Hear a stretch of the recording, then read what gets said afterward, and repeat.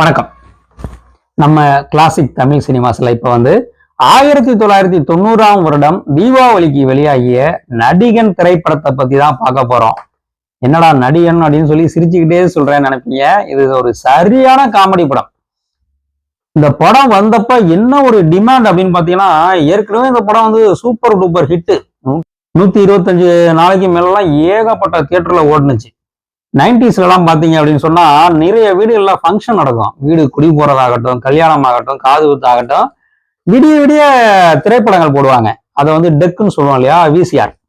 இப்போ உள்ள 90s கிட்ஸுக்கு 2K கிட்ஸ் எல்லாம் தெரியாது. என்னை மாதிரி 80s கிட்ஸ் எல்லாம் நல்லா அந்த அனுபவம் இருக்கும். விடிய விடிய படம் போடுவாங்க. இந்த படத்தோட விசிடி மட்டும் கிடைக்கவே கிடைக்காது. எங்கெங்கேயோ போய் அலைவாங்க, வாங்கிட்டு வர முடியாது. எங்களுக்கு பெரியவங்களால கிடைக்காது. எல்லோருக்கும் ரொம்ப ஆசையா இருக்கும் அந்த நடிகன் படத்தை பார்க்கணும்னு சொல்லி. அப்புறம் யார் வீட்லயாச்சும் எப்பயாச்சும் இங்க நடிகன் படம் கிடைச்சிருக்கா, அவங்க வீட்டுல போட போறாங்களா அப்படின்னு சொன்னா அலையா விருந்தாளியா போய் பாக்குறது.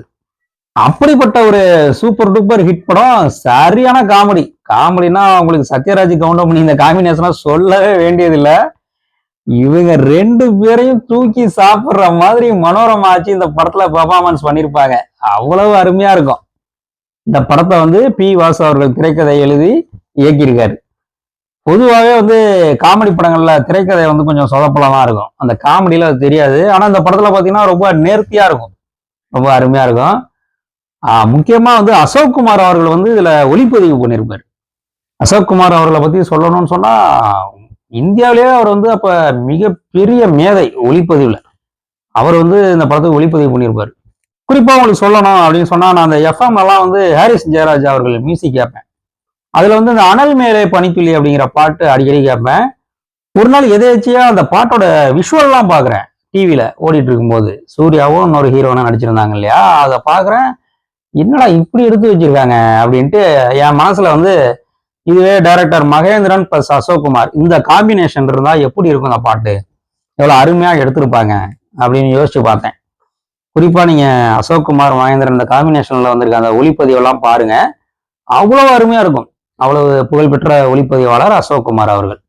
இந்த படத்துக்கு நமது இசைஞானி இளையராஜா அவர்கள் மியூசிக் போட்டிருப்பாங்க. 90ஸ்ல எல்லாம் பாத்தீங்கன்னா ஹீரோ பேருக்கு பூ தூவுறது, அதாவது பேப்பரை கிழிச்சு தூவுறதுக்கு அப்புறம் மியூசிக் இளையராஜா அப்படின்னு போட்டாக்க அதுக்கு ஒரு பூ தூவும். அவர் இந்த படத்துக்கு மியூசிக் போட்டிருக்காருன்னா சொல்லவே வேண்டியதில்லை. இசை ரொம்ப அருமையா இருக்கும். சத்யராஜ் கவுண்டமணி இவங்க காமெடியை பார்த்தீங்கன்னா ஐயோயோ பயங்கர அளப்பறையா இருக்கும். அதுவும் கவுண்டமணி ஒண்ணு பண்ணுவாரு பாருங்க. சரி 1000 ரூபா கொடு, நான் ஓடி போயிடுறேன் அப்படின்னு சொல்லி, அதாவது சத்யராஜை மிரட்டிட்டு இருப்பாரு, பிளாக்மெயில் பண்ணிட்டு இருப்பாரு. ஒரு 1000 ரூபா கொடு, நான் போயிடுறேன் அப்படின்னு சொல்லிட்டு 1000 ரூபா வாங்கிட்டு போயிடுவாரு. ஆனா போக மாட்டாரு. அதுக்கு ஒரு கெட்டம் கொண்டு போட்டுட்டு வருவாரு. சத்யராஜ் மணிலேயே போட்டுட்டு திருப்பி சத்யராஜ்ல ஐக்கியமாயிருவாரு. கிட்டத்தட்ட டேட்டி ராட்டன் டொமேட்டோஸ் பார்த்திருப்பீங்க ஹாலிவுட் ரசிகர்கள். ஸ்டீவ் மார்ட்டினும் மைக்கேல் கெய்னும் கலக்கியிருப்பாங்க இல்லையா அந்த படத்துல. அந்த மாதிரி இந்த படத்துல சத்யராஜ் அவர்களும் கவுண்டமணி அவர்களும் கலக்கியிருப்பாங்க. இவங்க 2 பேர் பெர்ஃபார்மன்ஸையும் தூக்கி சாப்பிடுற மாதிரி ஆட்சி மனோரமா அவர்கள் கலக்கியிருப்பாங்க. அப்பா என்ன ஒரு பெர்ஃபார்மன்ஸுங்கிறீங்க. அதாவது அண்ணனோட பிள்ளைகளை வளர்க்கறதுக்காக இவங்க மேரேஜ் பண்ணிக்காமே இருப்பாங்க. அந்த அண்ணன் பிள்ளைகளுக்கு மியூசிக் சொல்லி தரதுக்காக சத்யராஜ் அவர்கள் ஒரு கிழமை வேஷம் போட்டுட்டு வருவாரு. அவர் மனோரமா ஆட்சியை நீங்க என்ன அழகு தெரியுமா அப்படி இப்படின்னு ஒரு உசுப்பேத்தி விடுவாரு. அதுக்கப்புறம் மனோரமா ஆட்சி பண்ற அலப்பறையா பாத்தீங்க அப்படின்னு சொன்னா, பியூட்டிஷியன் எல்லாம் கொண்டு வீட்டோட வச்சுக்குவாங்க, தலைக்கு டை அடிப்பாங்க, லிப்ஸ்டிக் போட்டுக்குவாங்க. அதுக்கப்புறம் சத்யராஜ் அந்த ரொமான்டிக் லுக் விடுவாங்க. சத்யராஜ் லவ் பண்றேன்னு அவங்க அம்மாட்டே போய் சொல்லுவாங்க. படம் பூரா மனோரமா ஆட்சி தான் தூக்கி நிப்பாட்டிருப்பாங்க. படத்தையே செமையா இருக்கும். எல்லா நடிகர்களுமே திறமையான நடிகர்கள் இல்லையா, உங்களுக்கே தெரியும். கவுண்டமணி அவர்கள் பண்ணுவாரு பாருங்க. ஆமாயா, வேஷம் போட்டாலும் அப்ப வேஷம் போடணும்யா, வாழ்றாயா மனுஷன் அப்படின்னு சத்யராஜ் கிண்டலா சொல்லுவாரு.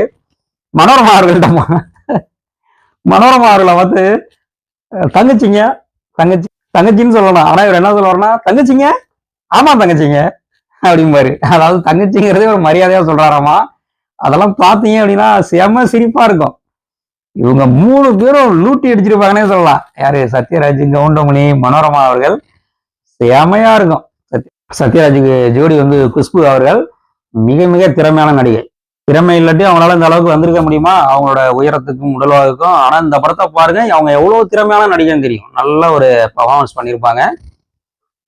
படம் பூரா நல்லா காமெடியா இருக்கும். 1990ல வந்திருக்கு.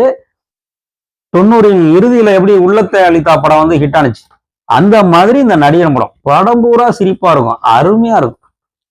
இந்த படத்துக்கு சண்டை பயிற்சி வந்து விக்ரம் தர்மா அவர்கள். கிளைமேக்ஸ் ஃபைட் எல்லாம் வந்து ரொம்ப அருமையா எடுத்திருப்பாங்க, நல்லா இருக்கும்.